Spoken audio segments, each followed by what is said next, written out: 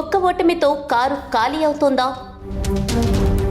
BRS ను బలహీనపరచడమే లక్ష్యంగా కాంగ్రెస్ పనిచేస్తుందా? లోక్సభ ఎన్నికల ముందే మెజారిటీ నేతలు కారు దిగనున్నారా?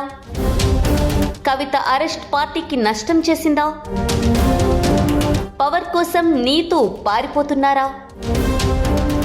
2014లో కేసీఆర్ చేసిన పనికి సోనియా ఇప్పుడు రిటర్న్ గిఫ్ట్ ఇస్తున్నారా?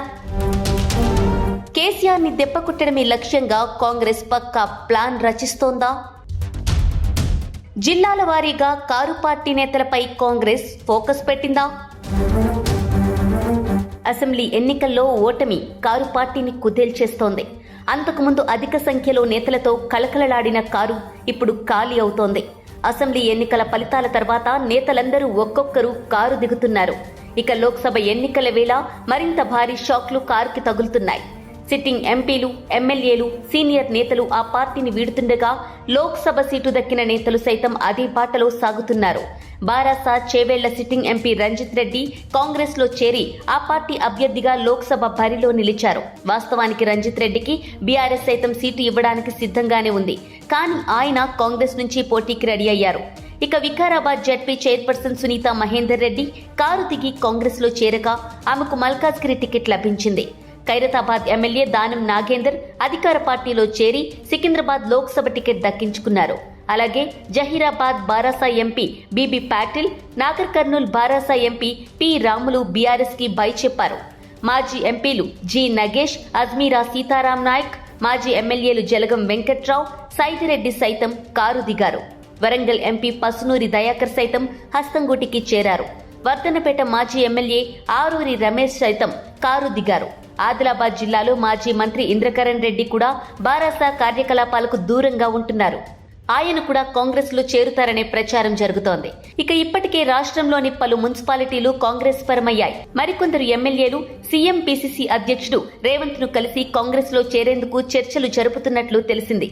ఇలాంటి సమయంలో బీఆర్ఎస్ సీనియర్ నేతలు, పార్టీలో కీలక పదవులు పొందిన మరో 2 సీనియర్లు కుటుంబంతో సహా కేసీఆర్ కు బై చెప్పారు. కాంగ్రెస్ తో దోస్తీకి రెడీ అవుతున్నారు.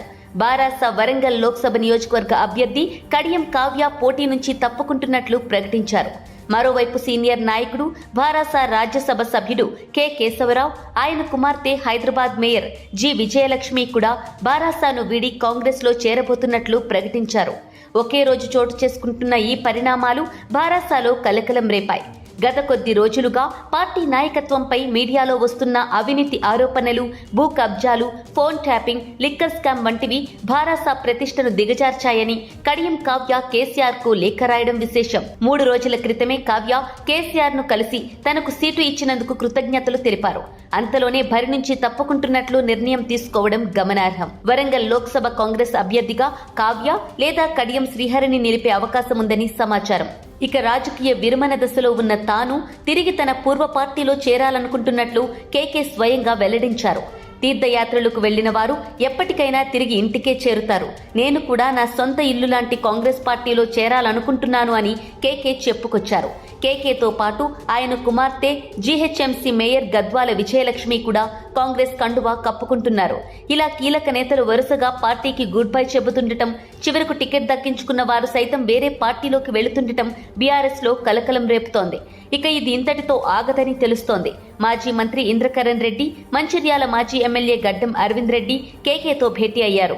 ఇంద్రకరణ్ రెడ్డి కూడా కాంగ్రెస్ లో చేరడం దాదాపు ఖాయమని తెలుస్తోంది. అలాగే అరవింద్ రెడ్డి కూడా కాంగ్రెస్ కండువా కప్పుకోనున్నారు. ఇదే పాటలో మరికొందరు కీలక నేతలు కారు దిగనున్నట్టు తెలుస్తోంది. జిల్లాల వారీగా లిస్ట్ సైతం రెడీ అయినట్టు సమాచారం. లోక్సభ ఎన్నికల్లో బీఆర్ఎస్ కు ఒక్క సీటు కూడా రాకుండా కాంగ్రెస్ చేరికలకు తెరతీసింది. ఈ నేపథ్యంలోనే అధికార కాంగ్రెస్ లోకి వలసలు సాగుతున్నాయి. ఉమ్మడి రంగారెడ్డి, గ్రేటర్ హైదరాబాద్ లో పలువురు ఎమ్మెల్యేలు కాంగ్రెస్ లో చేరడం లాంఛనమే అంటున్నారు. ఇప్పటికే కొందరు ఎమ్మెల్యేలు సీఎం రేవంత్ రెడ్డిని కలిశారు. వారు త్వరలోనే కాంగ్రెస్ లోకి చేరడం ఖాయమని తెలుస్తోంది. కేకేతో పాటు రాజేంద్రనగర్ ఎమ్మెల్యే ప్రకాష్ గౌడ్ కూడా కేసీఆర్ ను కలిశారు. ఆయన కూడా పార్టీ మారతారని అంటున్నారు.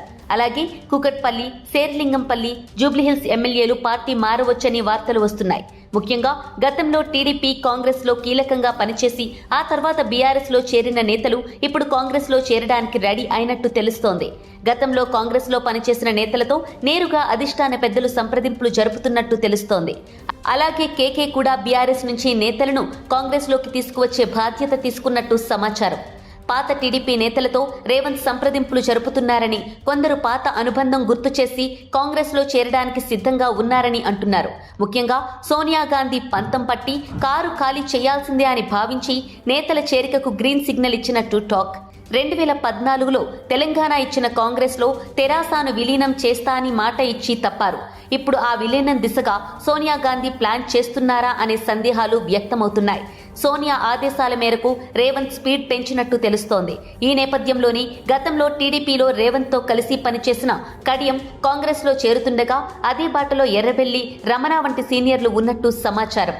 ఎర్రబెల్లి కాంగ్రెస్ లో చేరడానికి సిద్ధంగా ఉన్న స్థానిక ఎమ్మెల్యే, అలాగే గతంలో రేవంత్ ఎర్రబెల్లి మధ్య సాగిన విమర్శల నేపథ్యంలో అతనిని తీసుకునే విషయంలో ఆచితూచి వ్యవహరిస్తున్నట్టు సమాచారం. అలాగే రమణను రేవంత్ పార్టీలోకి ఆహ్వానిస్తున్నట్లు తెలుస్తోంది. రమణ తెలంగాణ టీడీపీ అధ్యక్షుడిగా ఉన్నప్పుడు రేవంత్ టీడీపీలో కీలకంగా వ్యవహరించారు. ఆ అనుబంధంతో రేవంత్ ఆహ్వానిస్తున్నట్టు తెలుస్తోంది. అలాగే ఆదిలాబాద్లో బీజేపీ బలంగా ఉండటంతో ఆ లోక్సభ సెగ్మెంట్లో బలంగా ఉన్న బీఆర్ఎస్ లీడర్లను కారు దించే యోచనలో కాంగ్రెస్ ఉన్నట్టు తెలుస్తోంది. అలాగే నిజామాబాద్, కరీంనగర్ లోక్సభ ఎన్నికల్లోనూ బీఆర్ఎస్ లో కీలకంగా ఉన్న నేతలను సైతం కాంగ్రెస్ ఆకర్షిస్తోంది. అక్కడ మరో 2 రోజుల్లో కారుకి బిగ్ షాక్ తగలొచ్చని సమాచారం. అలాగే చేవెళ్ల, మహబూబ్ నగర్, మల్కాజ్గిరి, సికింద్రాబాద్ లోక్సభ స్థానాల పరిధిలోని కారుకి బిగ్ డ్యామేజ్ కలగడం ఖాయమన్న టాక్ వినిపిస్తోంది. మహబూబ్ నగర్ లో జెడ్పీ చైర్మన్ ఇప్పటికే కారు దిగి కాంగ్రెస్ లో చేరారు. అదే పాటలో మరో కీలక నేత ఉన్నట్టు తెలుస్తోంది. సికింద్రాబాద్ పరిధిలో ఓ ఎమ్మెల్యే కారు దిగడం ఖాయమంటున్నారు. చేవేళ్ల పరిధిలో ఓ ఎమ్మెల్యే, మరో కీలక నేత కారు దిగే ఛాన్స్ కనిపిస్తోంది. ఉమ్మడి మహబూబ్ నగర్ లో 2 స్థానాలు గెలవడం రేవంత్ కి కీలకం కావడంతో నాగర్ కర్నూలులోనూ చేరికలు ఉండవచ్చని తెలుస్తోంది.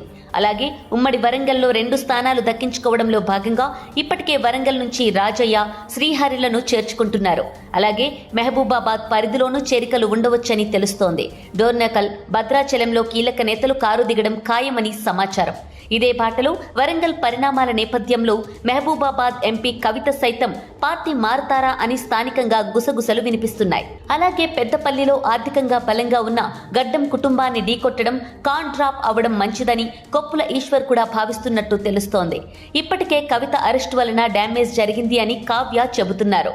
అదే చెప్పి నేతలు పార్టీ మారే అవకాశాలు లేకపోలేదు. అంటే కవిత అరెస్ట్ కూడా పార్టీకి నష్టం చేస్తోంది. కేసీఆర్ బాటలోనే నేతలు సాగుతున్నారు. గతంలో పవర్ దక్కకే కేసీఆర్ సొంత పార్టీ పెట్టారు. అలాగే పవర్ ఆశ చూపించి నేతలను తన పార్టీలోకి ఆహ్వానించారు. ఇప్పుడు నేతలు కూడా పవర్ కోసం పారిపోతున్నారు అని తెలుస్తోంది. ఇదే కొనసాగితే దగ్గర మనుషులు, కుటుంబ సభ్యులు తప్ప పార్టీలో ఎవరూ మిగిలే ఛాన్స్ లేదు. ప్రస్తుతానికి పార్టీలో దుమారం రేగగా కుటుంబంలోనూ దుమారం రేగే ఛాన్స్ కనిపిస్తోంది. మొత్తంగా కారు పార్టీలో మరింత కల్లోలం ఖాయంగా కనిపిస్తోంది.